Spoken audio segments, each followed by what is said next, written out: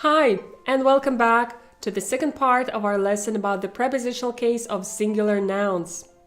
Last time we explored the usage of the prepositional case and the forms for the nouns, singular nouns, and now it's time to look at a very fundamental principle in Russian grammar, and that is the difference between prepositions v and na. Both of them will be translated into English as prepositions in, at, and on. Let me give you examples. Где? В стране. In the country. Где? В университете. At a university. Где? В компьютере. On the computer. These examples show you that Russian prepositions v and na are used according to a different logic than in English. I mentioned this earlier that Russian language is very, very visual. So in this lesson, we want to visualize a lot to understand the difference between these prepositions. So let's look at this closer. The preposition v has the meaning inside. В столе. In the table. В шкафу. In the cupboard.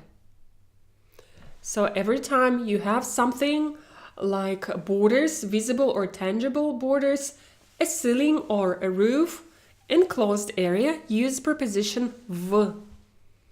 But also, we will use preposition v with words that are associated with a building, some kind.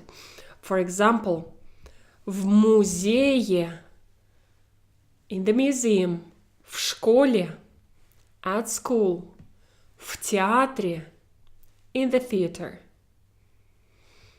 Okay. Use preposition v and na to say in the city and in the country. В городе, in the city.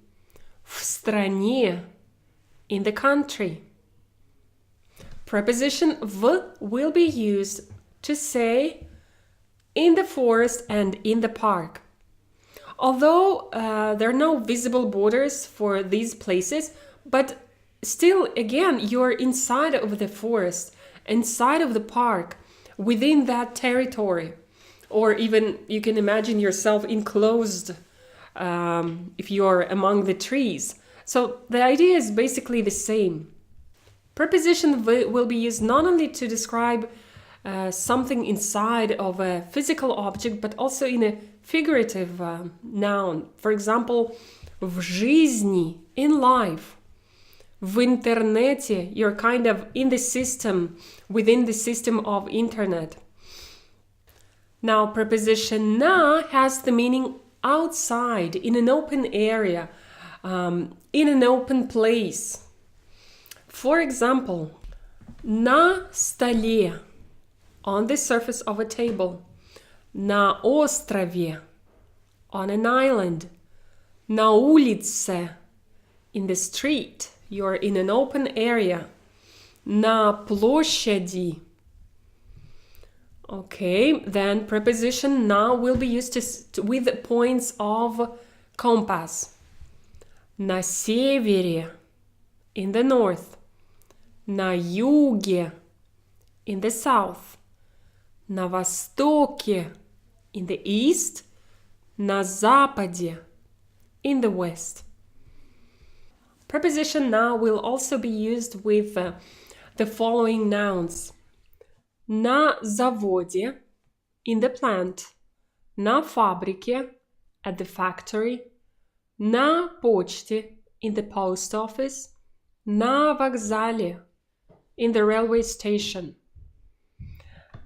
Many times these nouns are mentioned as exceptions in many of the study books.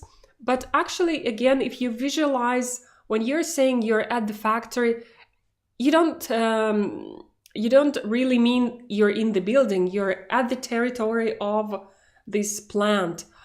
Also, when you're saying in the post office or in the railway station, these places, historically, they used to be an open area. They're not associated with actually a building, but rather an open area. That's why perhaps you could just visualize and memorize it this way. Okay, and finally, preposition na will be used with actions and events. Акция, событие. На концерте, at the concert. На уроке, in the lesson. На завтраке, at the breakfast. На работе, at work. All of these nouns are some kind of a process or activity, and therefore, in this case, we should use preposition na.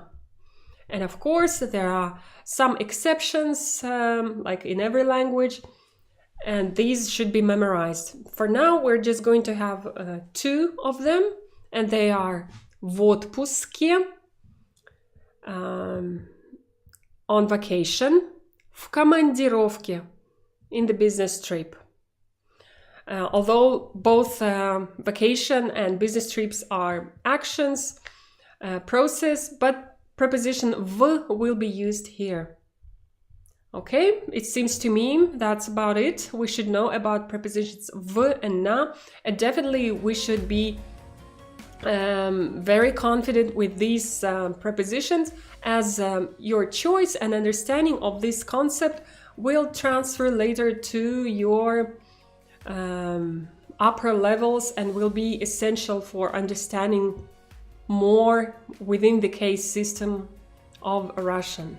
Thank you for your time, and I'll see you later.